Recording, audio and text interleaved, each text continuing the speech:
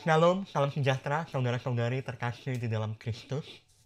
Hari ini saya akan melanjutkan apa yang sudah saya mulai selama 2 hari lalu. Saya akan membagikan dari buku Roma pasal ke-8 ayat ke-31 sampai 34. Demikian bunyi firman Tuhan. Sebab itu, apakah yang akan kita katakan tentang semuanya itu?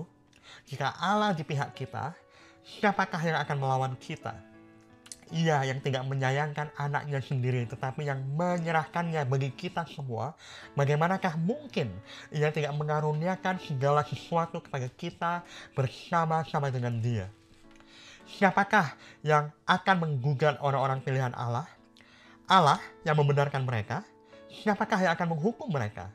Kristus Yesus yang telah mati, bahkan lebih lagi yang telah bangkit, yang juga duduk di sebelah kanan Allah Bapa, yang malah menjadi pembela bagi kita. Amin. Oke, berkat pertama yang saya bagikan kemarin ya dari kebenaran Tuhan Allah ada di pihak kita adalah bagaimana kita itu memiliki Tuhan yang telah memberikan yang terbaik, yaitu anaknya yang sempurna, penuh dengan keindahan menawan dan ketaatan, supaya yang terburuk dari kita, orang-orang berdosa yang tidak sempurna, penuh dengan kejelekan, penuh dengan ketidaktaatan dan pemberontakan, dapat menjadi anak-anak Allah. Jika Tuhan telah memberikan yang terbaik darinya, apalagi yang tidak akan dia berikan dengan murah hati secara cuma-cuma. Ya, puji Tuhan.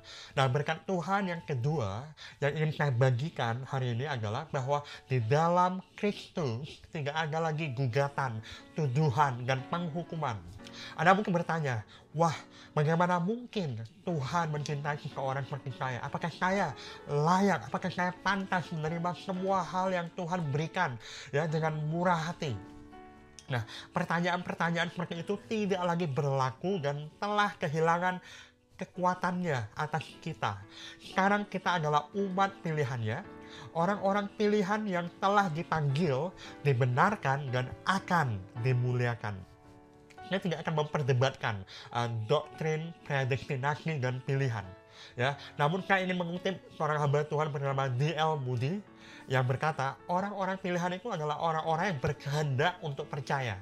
Dan yang tidak terpilih adalah orang-orang yang tidak memiliki kehendak tersebut. Nah, hari ini jika Anda menanggapi panggilan Tuhan dan nggak tahu bagaimana caranya, Anda dapat memilih Tuhan ya sebagai harta tertinggi Anda di atas segalanya, melebihi semua hal kesayangan dan kesukaan yang Anda miliki atau inginkan dalam hidup ini. Yang mana tidak mungkin dilakukan oleh Anda sendiri jika itu bukan oleh karena rahmat dan kasih karunia Allah yang luar biasa. Nah, maka dengan demikian, kabar baiknya adalah Anda adalah orang pilihan Tuhan. Anda adalah orang pilihannya. Dan kepada orang-orang pilihan yang ia panggil, dia juga membenarkan mereka. Nah, apa arti dari kata justify atau membenarkan? Bayangkan jika kita berada di sebuah ruang pengadilan, ya ada setan, ya si penuduh lagi membangun kasusnya ya melawan kita. Nah, Tuhan adalah hakim ketua dan dia juga adalah pihak yang mana menjadi korban ya dari segala pelanggaran kita. Nah, dan semua tuduhan-tuduhan yang diberikan itu sah. Kita memang adalah orang berdosa, kita telah bersalah, memberontak melawan Tuhan. Namun lihatlah bagaimana Paulus ya berargumentasi dalam bacaan yang kita baca hari ini, bagaimana kemenangan kita atas segala tuduhan, atas segala gugatan musuh itu begitu kokoh dan tak tergoyahkan. Kemenangannya itu udah pasti. Mengapa? Sebab Tuhan Allah sendiri adalah hakim dan sebagai subjek yang dirugikan oleh keberdosaan kita, Tuhan telah membenarkan kita. Ya, dan pembenaran ini dimungkinkan hanya oleh karena apa? Kristus yang telah mati, bangkit dari maut, dan hari ini tanpa henti-hentinya terus menjadi penengah, berdoa, membela, berbicara untuk kita di sebelah kanan Allah Bapa. Puji Tuhan, saudara. Nah, oleh karena itu, secara singkat, saya akan membagikan ya dua definisi, dua arti dari Tuhan membenarkan, ya terutama dalam kaitan dengan konteks yang kita baca hari ini. Yang pertama, membenarkan itu artinya adalah tindakan yang menyebabkan seseorang berada di dalam hubungan yang benar atau baik dengan pihak lain, atau dalam konteks ini dengan Tuhan. Jadi ketika Tuhan membenarkan kita, Tuhan melakukan sesuatu yang kita tidak mampu lakukan sendiri. Ya, kita tidak akan pernah bisa memperbaiki hubungan kita dengan Dia. Kita berada di dalam hubungan yang terputuskan dengan Tuhan. Nah, Tuhan datang memulihkan apa yang salah, apa yang terputus menjadi hubungan yang diberkati, hubungan yang benar dan tersambungkan dengan intim antara dirinya dengan kita. Yang kedua, membenarkan itu berarti menunjukkan menjadi benar.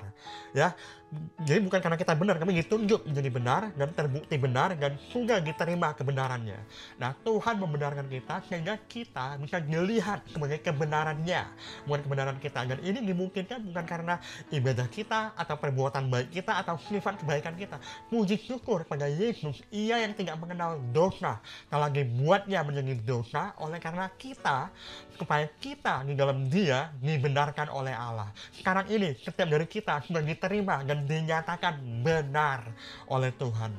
Hari ini kita bebas dari semua tuduhan-tuduhan yang ada. Bisakah Anda mendengar deklarasi tidak bersalah oleh hakim tertinggi di alam semesta? Jika hakim agung telah menyatakan kita tidak bersalah, siapa lagi yang dapat mengajukan tuntutan atau gugatan lainnya terhadap kita? Tidak ada.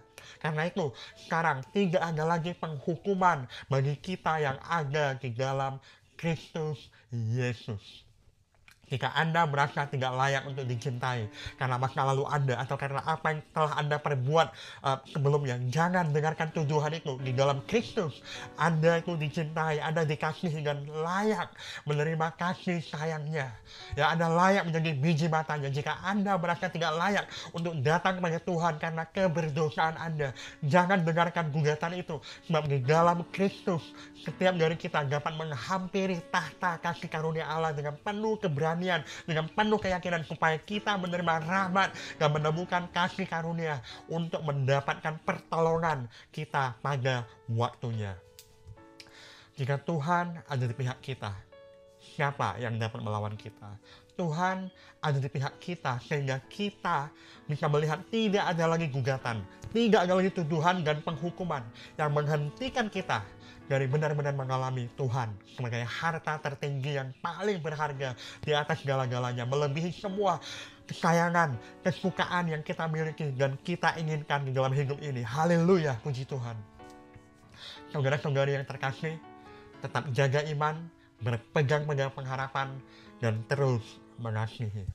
Tuhan Yesus memberkati Anda.